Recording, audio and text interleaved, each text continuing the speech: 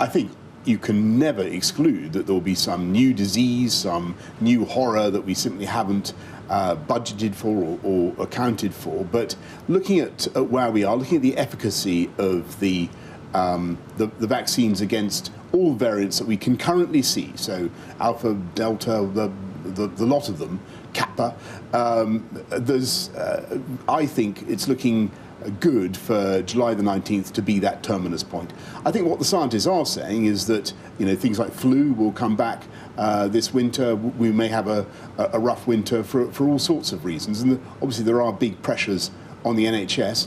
All the more reason to reduce the number of COVID cases now, give the NHS the breathing space it needs to get on with dealing with all those other pressures, and we're certainly going to be putting in the investment to make sure that they can. Well, one of the most vaccinated countries in the world now. If you look at it, I think today, everyone over 50, June the 21st, everyone over 50 should have been offered their second jab by today. Actually, everybody vulnerable, all the 1 to 9 groups. I think 60%, almost 60% of adults have had 2 jabs. So there's a great deal of potential there. But when it comes to travel, we'll certainly be looking at that.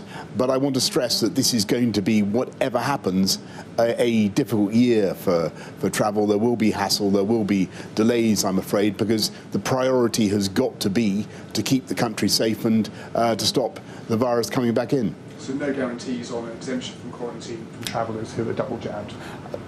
We're looking at it, but I want to stress that the emphasis is going to be on making sure that we can protect the country from the virus coming back in. What we're doing, the single most important thing for the economy and indeed paying for the recovery, is to ensure that we continue cautiously but irreversibly to unlock and get our economy moving again. That is the priority of the government, and we're working very hard on that. At the moment, it still looks to me as though July the 19th is a terminus point, and you can see what's happening already. We're seeing employment up, we're seeing jobs up, we're seeing vacancies up.